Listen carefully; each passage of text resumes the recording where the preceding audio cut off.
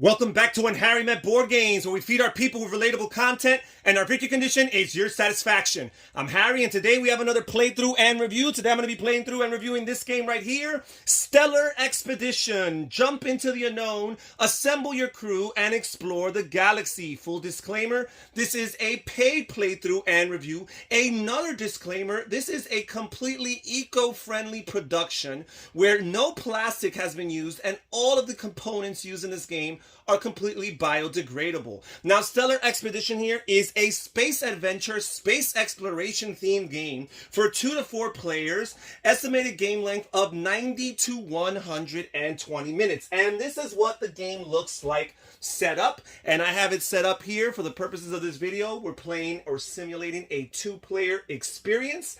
And Stellar Expedition, the premise of this game is that there's 4 warring factions in this sector of the galaxy, and they've recently discovered an ancient race, an ancient and now extinct race that they refer to as the Nameless. Now, early on in their discovery, there's nothing notable to point out, but later on, after some time, they find out that one of the gates that were left behind by this Nameless, this ancient race, one of these gates has been suddenly activated. Now, each of those 4 factions want to send a small ship with a small crew to explore that gate. Here's the catch. There's a limited amount of time before the gate shuts down. So these crew members have to be as efficient as possible in their expeditions. And basically this all translates to players taking on missions in order to earn expedition points and be the player with the most expedition points by the end of the game, which is after 8 rounds. So let me describe a little bit about setup here. I already explained that I'm simulating a 2-player game. We start by identifying and locating the gate tile, the starting gate tile, and placing it in the center of the board.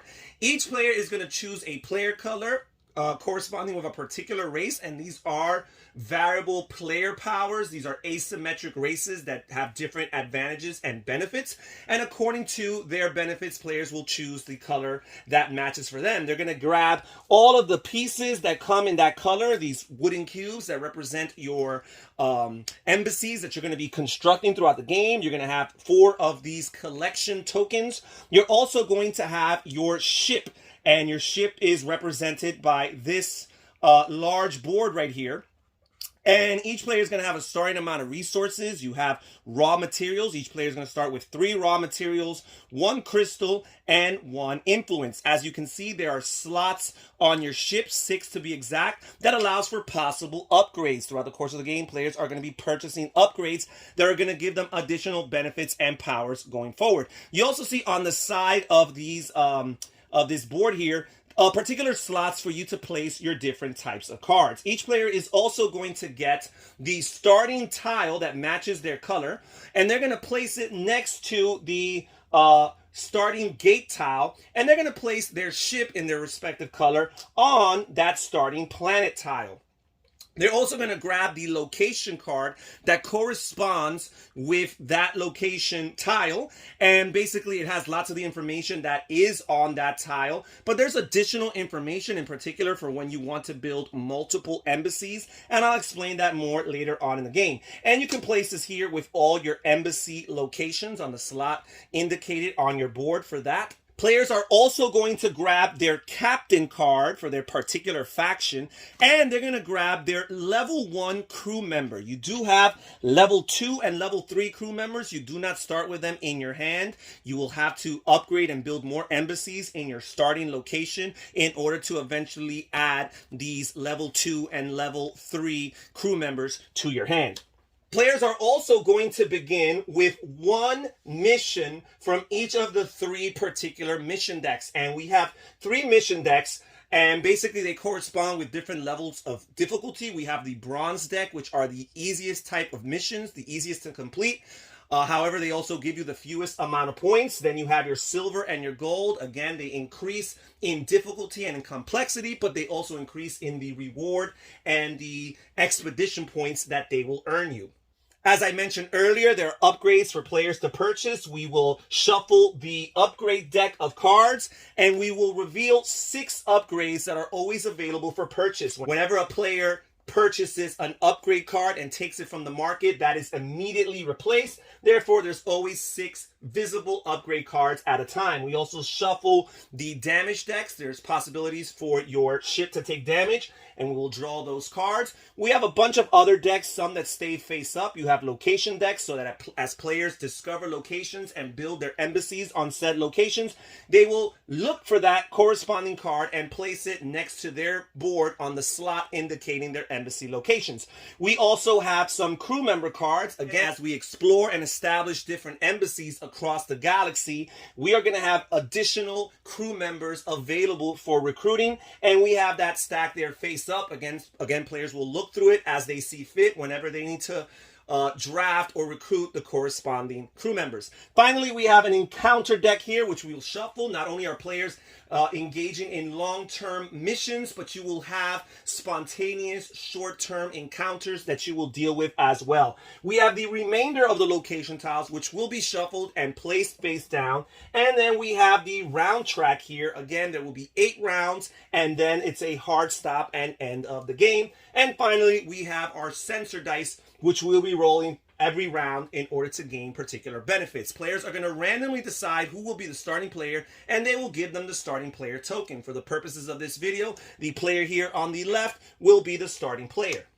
Now we're going to simulate what gameplay actually looks like. As I mentioned earlier, this game takes place over the course of 8 rounds, and each round is divided into 4 phases. And each phase is carried out to completion before moving on to the next phase. Now, the first 3 rounds of the game are referred to as the exploration rounds because players are going to receive a discount printed here on the round track. They're going to receive discounts whenever they build their first embassy on a new location. So first they'll get a discount of 3, 2, and finally 1 before they're paying full price for their first embassies, in particular in a new location. And I mentioned first embassies because players can build multiple embassies and are benefited by doing so. They can build multiple embassies on a location. However, you can never exceed more than 3 locations or 3 embassies on a given location, and you can never have more than 12 embassies spread throughout the entire galaxy. So you have to manage and budget accordingly. Now, the first phase of a round is referred to as the production phase. And in this phase, players can simultaneously collect resources. First of all, they will collect resources for each of their starting locations, whether or not they are present in the starting location at the time being. Now, each starting location has the same amount of resources that it produces for you. They produce 3 raw materials represented by this black icon here, and 1 crystal material represented by this light blue icon. So players are each going to increase their totals. Players started with 3 raw materials, so now they will have 6. And they will they'll each gain 1 additional crystal, so they'll now have 2. Now, in the event that players actually had established locations with embassies on them, if a player is currently on a location with an embassy, not only will they gain or gather resources from their starting location, but they will also gain resources from that location as well. Again, as long as they have an embassy on it and they are currently located on that location at the beginning of the turn. Now, if at any point a player has 3 embassies in a location, then that location will produce for them twice as much of the printed resources on that tile's location. So now we are done with the production phase, and we will move on to the discovery phase. And in turn order, this is not simultaneous, players are each going to take up to 2 tiles from the location stack. Now, the rules or the restrictions for this is you can only take tiles from the location stack if you are on the outer edge of the map. So right now that is applicable. It's the beginning of the game, and each player has their ship currently on the outer edge of the map. Also, you can only draw up to a maximum of 2 tiles if there are at least 2 spaces around your current location for you to place those tiles on. So as of this moment, there's 1, 2, 3, 4, 5 open locations for each player. So that's absolutely applicable. So each player is going to start in turn order. They're going to draw 2 of these planet tiles or location tiles, and they're going to place them next to their current location, and they could place them in any slot that they see fit. Now let's talk a little bit about these tiles. So first of all, there are two type of tiles. You have your recruiting tiles, which are locations like these, typically planets, and they're going to have a level to them. This is a level 5 planet. They're going to have a name. This here is the Tihania Emporium. It's a military installation. They're going to have a symbol here, a type right here, a type of location. And this all corresponds or is relevant to particular missions and particular encounters that players are going to be engaging. Sometimes these missions and or encounters are going to refer to specific type of locations, and that's when you want to keep these icons or these symbols in mind. Also right here, it's going to tell you the different types of crew members that you can recruit from this particular planet. And you would always go through this deck here and draft accordingly. And these symbols here are indicative of skills that these particular crew members have. And these skills, again, are relevant for when you're trying to complete particular missions or encounters throughout the course of the game. Each recruiting planet also comes with some resources that they will produce for you. So in this case, this planet here will produce 2 raw materials and 1 crystal for you at the beginning of each round, as long as you start the location there and have an embassy there. However, if you did not start the round there and have an embassy there, there's still other ways of collecting resources from these planets. Also, it tells you the price, how much it costs in order to build your first embassy in this location. So in this case, you're going to have to spend 1 crystal and 7 raw material in order to build your first embassy in this location. So I'm going to grab this tile here, and I'm not going to place it here because that's too close to my enemies. So I'm going to just place it right here so that it will be easier for me to get there as opposed to my enemy. Now, the second type of location tiles you find in the game are these anomaly cards, and there are 5 different types of anomalies. One relevant type to keep in mind is the wormhole. This typically has a wormhole here. If it weren't for this, this would just be your typical wormhole. Wormholes are irrelevant until there are 2 or more wormholes present on the map. Once you do have 2 or more, then players can freely travel from one wormhole to another. So they basically serve as a shortcut of sorts. Now, this location here is not just your typical wormhole, because it also has this right here. And basically this indicates that this is a refueling station. So at the end of a round, when a player finishes their turn on this refueling station tile here, they're going to receive 1 crystal. So that's a way of adding to your crystal supply. So I'm going to place this tile right here, again, very close to me and further away from my opponent, in order to be the one that capitalizes from this particular location. As a matter of fact, I just remembered that in a 2-player game, as opposed to drawing only 2 location tiles, players can draw up to 3 location tiles to make up for the fact that there's fewer players in the game. So we're going to draw 1 more tile for this green player over here, and they drew a location, a recruiting location here, and the name of this location is Gagaringrad, and it is a Soviet outpost. And again, here we have its type of location, which is relevant for missions and or encounters. Here on the right side, we find the different skills among the crew members that can be recruited from this location. This is a level 4 location, and it costs 6 raw materials in order to build the first embassy on this location, and it produces 3 raw materials for the player at the beginning of the round if they have an embassy and they begin their round there, or if during the course of their round they travel to this location. So I'm actually going to place the tile somewhere here. It has to be next to my current location, so I cannot place it further away just to keep it away from my opponents. So I'll just place it right here, far away enough.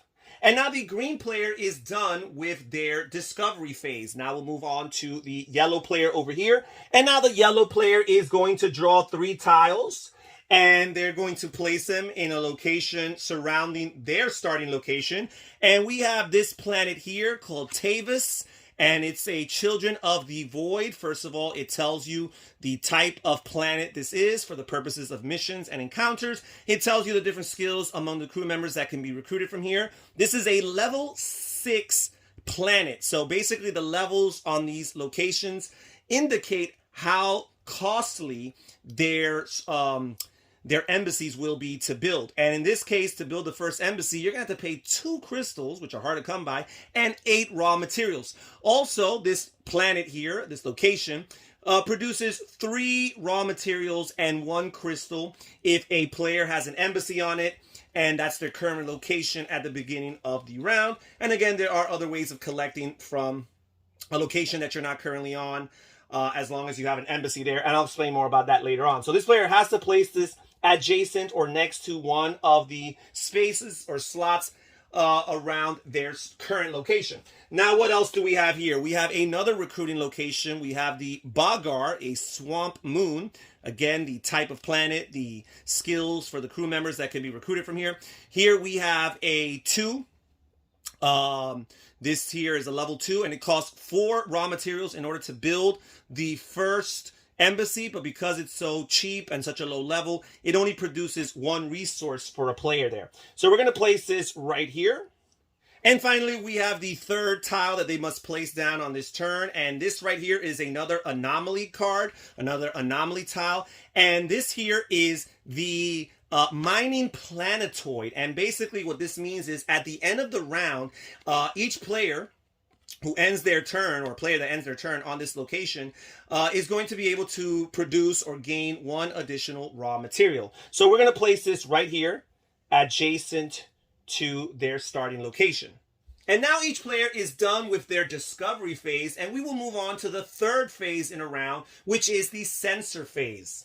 Now, for the sensor phase, again, in turn order, each player is going to grab the 2 sensor dice, and they're going to roll these dice, and they're going to resolve its outcome. So this player here is going to roll 2 dice, and he rolled a 1 and a raw material. Now, these are both considered to be rewards. Whenever a player rolls 2 rewards, they cannot get both of them unless they're identical. So, for example, if I would have rolled a 2nd raw material, I would have been able to gain 2 raw materials. However, because I rolled this 1 or the raw material, I have to pick one of the 2 rewards. I can either gain this 1 raw material and add it to my supply, indicating it on my shipboard here, or I can trigger this right here. And this 1 here corresponds to the different special abilities that each ship has. As I mentioned, this is an asymmetric game where each faction has different powers and advantages. And on the top here, you have these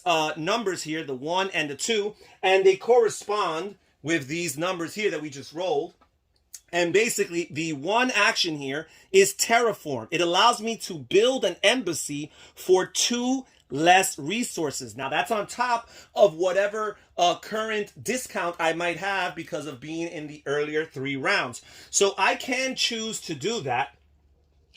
And this player is going to be able to do that. So now this player here is in their starting location, the planet of Yggdra. They already have their starting embassy. So they're looking at their card here, and it tells them how much it costs in order to build a embassy. And in this case, it costs 4 raw materials in order to build your 2nd embassy. However, because we are in the 1st round, I get a discount of 3 raw materials, so I'll be able to actually build 1 for 1. However, I'm also triggering this Terraform ability from the sensor dice that I just rolled, which is going to add an additional discount of 2 resources. So instead of having to pay 3 to build this 2nd embassy, I'm actually going to be able to build this 2nd embassy for free. So I'm going to place this tile right here, this cube right here, indicating that I have 2 embassies in this location. Actually, let me correct that. This is actually not the first embassy that's being built on this location. So this player is not going to get the discount that I mentioned here, the -3 resources. They're still going to get the -1 resource for rolling the sensor dice, but not those 3. So I will subtract 3 from their raw material supply here. So instead of having 6 raw material, they only have 3. Now, whenever a player builds an embassy, they are able to immediately recruit a new crew member corresponding with that planet and corresponding with the level of the amount of embassies that are built. So in this case, we have 2 embassies. So now I can recruit the level 2 crew member from this particular planet. So here I got Diviline the Huntress of the Skies. And this right here, this is a skill that she has. So again, this is going to be relevant for completing different missions and or encounters. This is her level. And this here on the bottom is some flavor text. It tells us she is young, at least by Skylord standards, and eager to join on the great journey. Her attitude sometimes gets her in too much trouble, but she likes it that way. Now, whenever you immediately recruit a crew member, instead of them going into your hand, which are the cards that are currently available for you on that given round to play for their benefits, instead, the newly recruited crew members go into your transit slot. And these are where cards that are played or just recently recruited go in order to indicate that they've either been used or are unavailable for the remainder of the turn. At the end of the round, players are going to pick up all of the cards in their transit areas. They're going to pick them up and they're going to return them to their hands so that they will be available to them in the next round. Yet another benefit of building an embassy is that whenever a player builds an embassy, they're going to increase their influence by 1. So now this player, instead of having 1 influence, has 2 influence. And influence, again, is a resource that's hard to come by. Now, influence is a very valuable resource throughout the course of the game. It's not victory points, but it can trigger lots of special benefits. For example, a player can spend an influence in order to discard one of their current missions and replace it with another mission from the deck.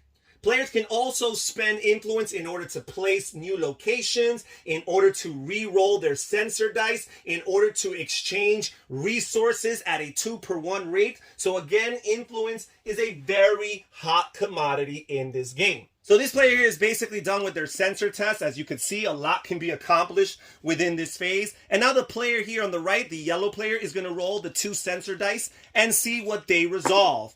And in this case here, they drew a blank and an encounter. So whenever you draw or roll 1 encounter, it allows you to draw the top card from the encounter deck and resolve it. In the case that a player would have rolled 2 encounter dice, they would have been able to draw the top 2 encounter cards and pick the one of their choice. In this case, they're going to have to resolve the top one, whether they like it or not. And this encounter here is called Beauty Contest, in the eye of the beholder. And here is the body of the text that tells you what the encounter requires. It says, it appears that one of your crew members is highly attractive in the eyes of the local population. You allow this crew member to enter a beauty contest. Maybe you can apply some plastic surgery to increase their chances. And it allows you to receive a influence. So you get to increase your influence by 1. Also here on the bottom of the card, we find a bonus, and it tells us that for each of these crew members with this particular type and this particular skill that we are willing to or able to play, that we will collect an additional crystal. So this is an additional way for players to build crystal. This player here currently has these 2 crew members in their hand, their captain, Regin Hyman, and their worker, the Beetle Drone, and none of them have that skill. There's lots of skills present in these 2 cards. Your captain in particular has lots of skills, but none of them are this particular skill here. So they're not going to be able to collect that bonus, but they do receive the 1 influence for having enter the beauty pageant. And now this player here is done with their sensor phase. And now we will move on to the command phase. And the command phase is basically the heart of the game. This is where most of the action takes place. And this is where most of the juicy stuff is going to happen. Now, during the command phase, players are going to go in turn order, carrying out as many actions as they want to or are able to perform according to their resources, according to the actions allotted to them, according to the restrictions of the game. So what can a player do on their turn? One of the things they can do, obviously, is they can move. And in order to move, players, typically speaking, only have 1 movement point. So for the most part, players are traveling through the galaxy at a very slow pace. So that 1 movement point would allow you to move to 1 adjacent location. So this player here is going to move from the planet Yggdra, and they're going to move over here to the planet Gagaringrad, and that costs them their 1 movement point. Now, that's the only movement they can make. Now, there are some exceptions to this rule. Particular upgrades might help you travel at a quicker pace. Particular crew members and their abilities might help you travel at a quicker pace. Also, as I mentioned earlier, you can jump from wormholes as long as there's 2 or more present. You can jump from one wormhole to another for free. So the moment you enter a wormhole, you have the option to jump to the other wormhole, and that does not count against your 1 movement point. Now, another option players have is they can choose to warp jump. And the way warp jump works is players can choose to pay either 2 raw materials or 1 crystal in order to add an additional movement point to their already allotted 1 movement point. Now, they can do this as many times as they can or want to, as long as they pay those necessary resources each time they do so. So in this case, we're not going to do no warp jump. This player is simply going to move here to Gagaringrad. So now this player here is in Gagaringrad, and they're going to want to build an embassy. And again, we are still within the first 3 rounds. As a matter of fact, we're still within the first round. So we still have a -3 discount for the first embassy in a new location. So we haven't built an embassy in this location as of yet.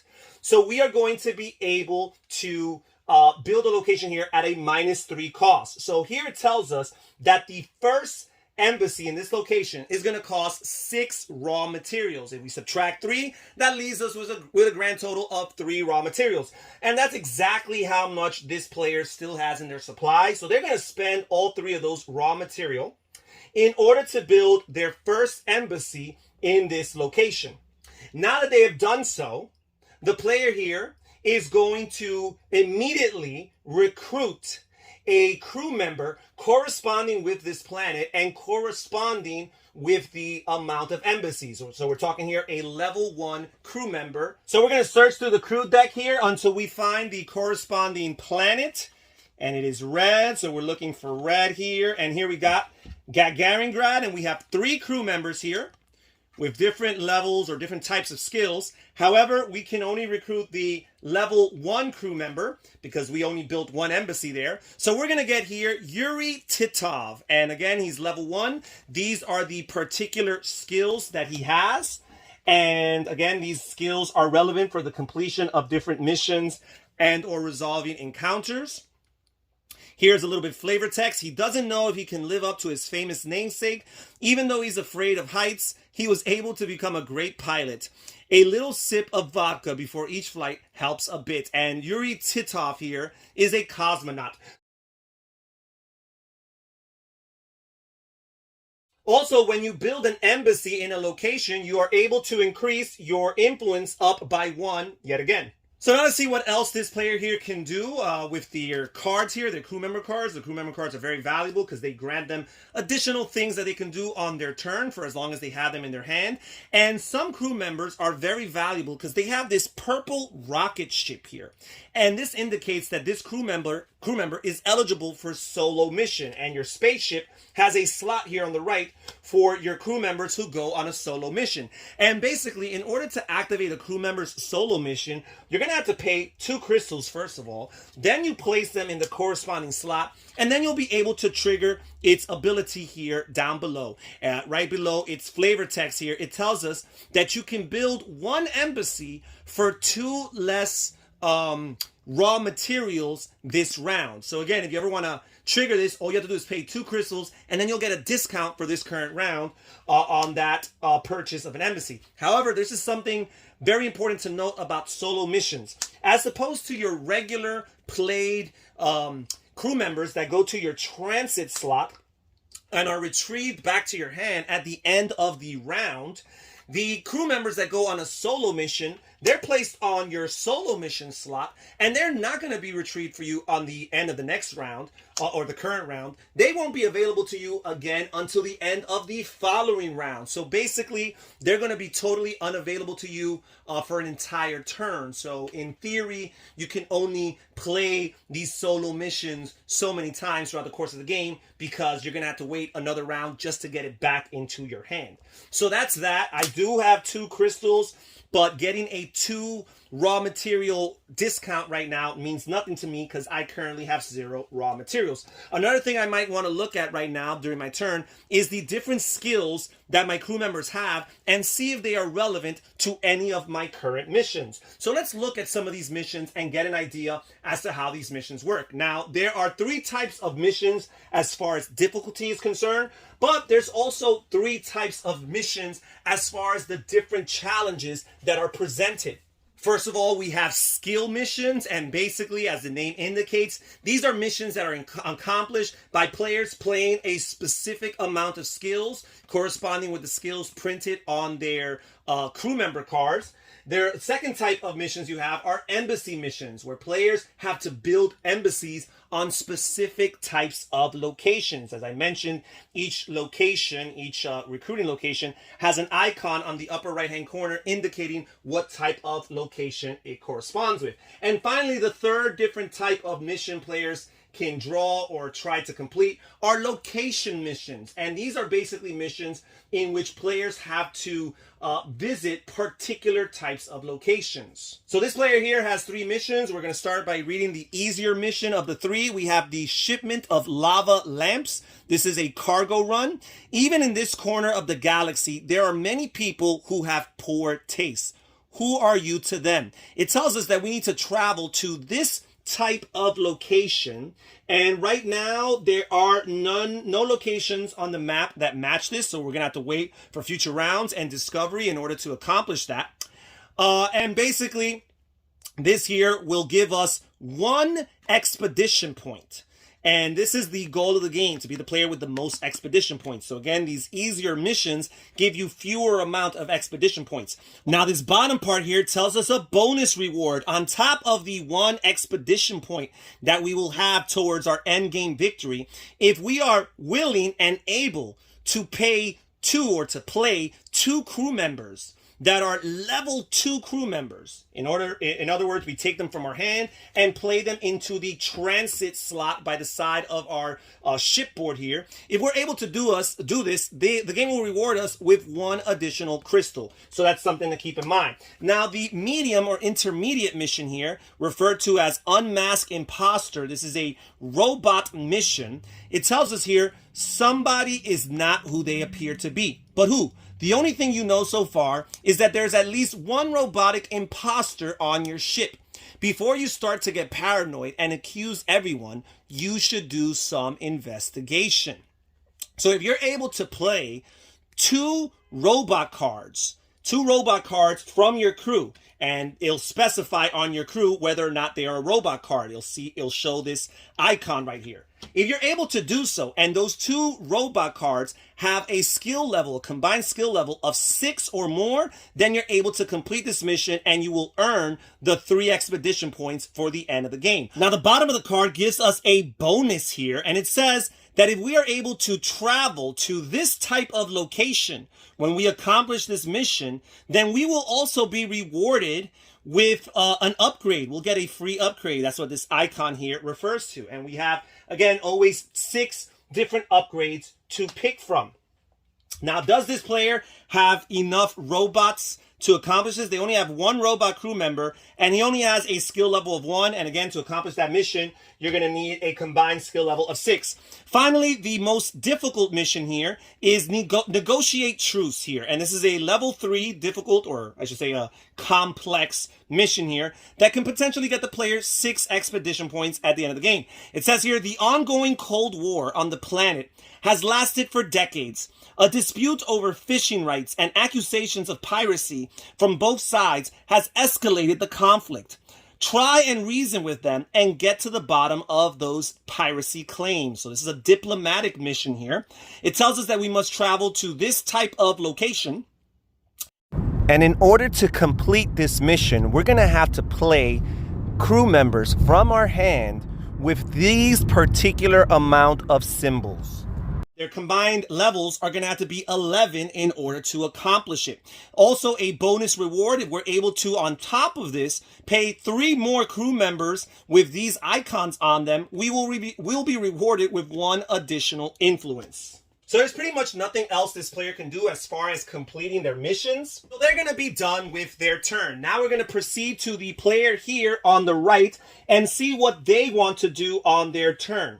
Now, at any point during the action phase, if the player has enough raw materials, they can pay 2 raw materials in order to purchase an upgrade. And let's look at some of these upgrades that are available here. We have here the med kit, just what the doctor ordered. And basically, the med kit gives most of these upgrades have a skill icon here on the lower left. And basically, these skills, as long as they're already on your ship, they can be used towards paying the requirements for completing the different missions and encounters. So if you don't have enough just with your crew members alone, you can rotate 90 degrees clockwise one of your upgrades present in your space board here, and that will contribute towards the outcome of that mission.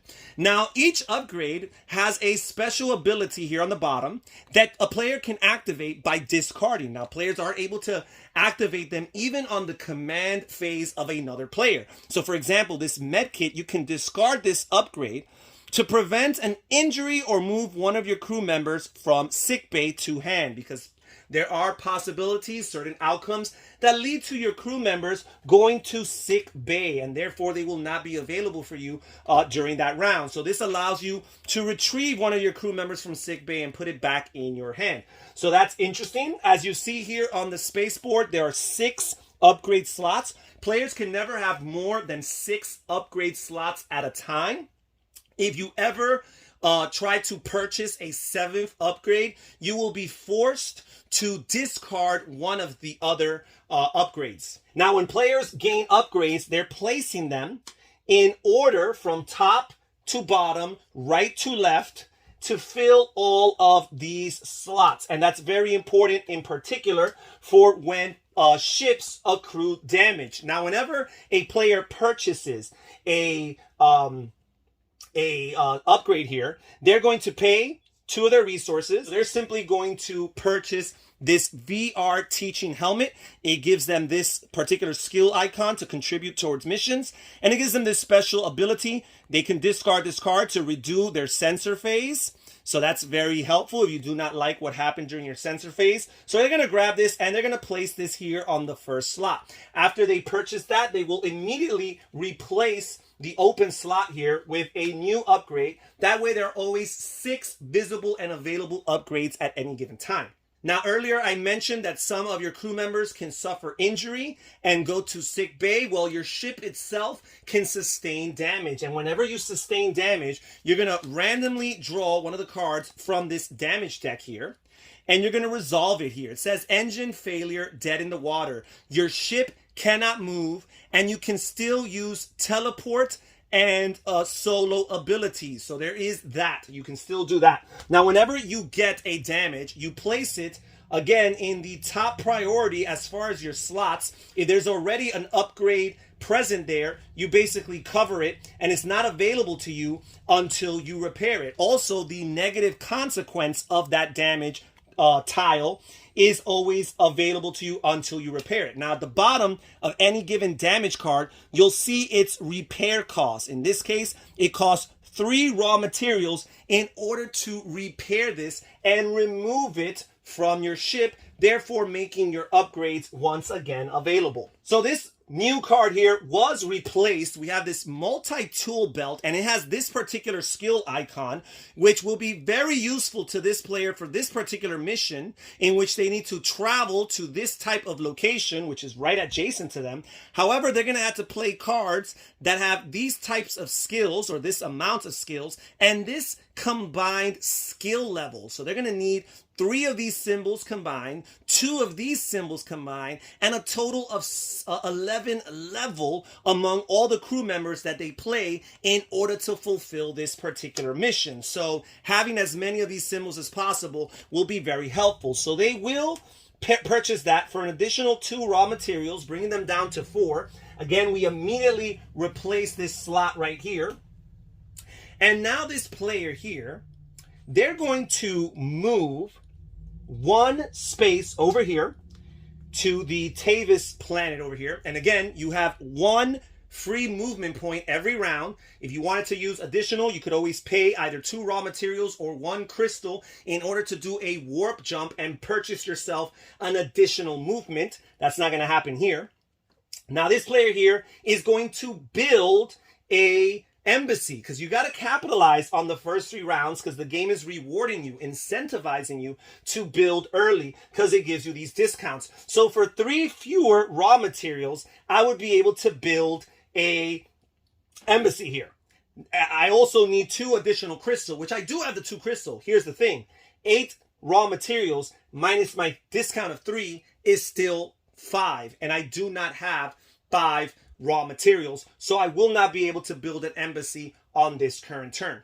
So we're going to look at their crew cards here and see the particular actions they can take. The captain, Regin Hyman here, does have a solo mission they can go on, and this will allow them to receive either 2 raw materials or 1 influence. And I think I'm going to send her on a solo mission, and I'm going to choose to gain 2 additional raw materials for that solo mission. Again, this card here will not be able to go back into my hand until the end of not this current round, but the next round. And now this player is done with their turn.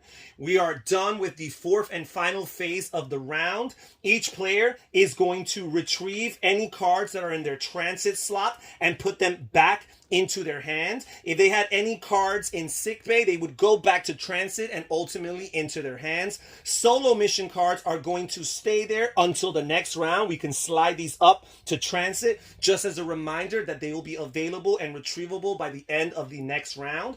Also, if players were in particular locations that granted them benefits, end of round benefits, that would be the time to declare them. If any player has 2 or fewer missions, they retrieve or draw mission cards from any stack of their choice until they have 3. You do not replace a completed mission at the moment of completing it. Instead, you have to wait till the end of that current round in order to replace it. Now, at any point in the game, a player can pay 3 resources, 3 raw materials, in order to draw a secret mission. That is a mission that stays face down for the remainder of the game, as opposed to your typical missions that are always drawn and placed face up. They are public information, so other players know what your objectives are, and they can do their best in order to prevent and hinder them. Then once all of that is done, we will advance the turn marker to round 2, where the discount for a first embassy on a new location is now only a -2 raw material discount. We will continue going through the 4 phases of the round in turn order, and this is pretty much the way Stellar Expedition plays. Players will continue going through the rounds, partaking in all the different actions. In particular, the command phase is the heart of the game, trying to complete their missions, occasionally facing encounters that can also benefit them in diverse ways, all with the goal of being the player with the most expedition points at the end of the game. Now, in the event of a tie, the tie is broken in the favor of the player who has the highest combined levels, number of levels among their different crew members. That's the way the tie is broken. And that's pretty much the way the game plays. This is a very solid space exploration, space adventure game. The feeling of exploration and going on missions and expeditions is very palpable in this game. I'm a big fan of their philosophical decision to keep the game and its contents eco-friendly. And I'm a big fan of the execution of this game. All the different decks of cards and how they interact with one another. The managing your economy basically among the three different resources, your raw materials, your crystals, and your influence. And also the management of your different crew member cards and how you can play them to trigger different actions, complete different missions, resolve different encounters, and even go on different solo missions. Really cool. The ability to upgrade your tech, so to speak, upgrade your ship by purchasing these different upgrades, all the different mission cards, all the different encounter cards, all the different types of crew members that you can recruit. Really cool, really fun. Definitely 2 thumbs up as far as When Harry Met Board Games is concerned. Please check in the description box down below for more information and details on the game and their upcoming Kickstarter. There will be information and a link down below. And thank you so much for joining us here at When Harry Met Board Games. This is Harry saying take care, everybody. Stay safe, stay healthy, and have fun gaming. Bye-bye.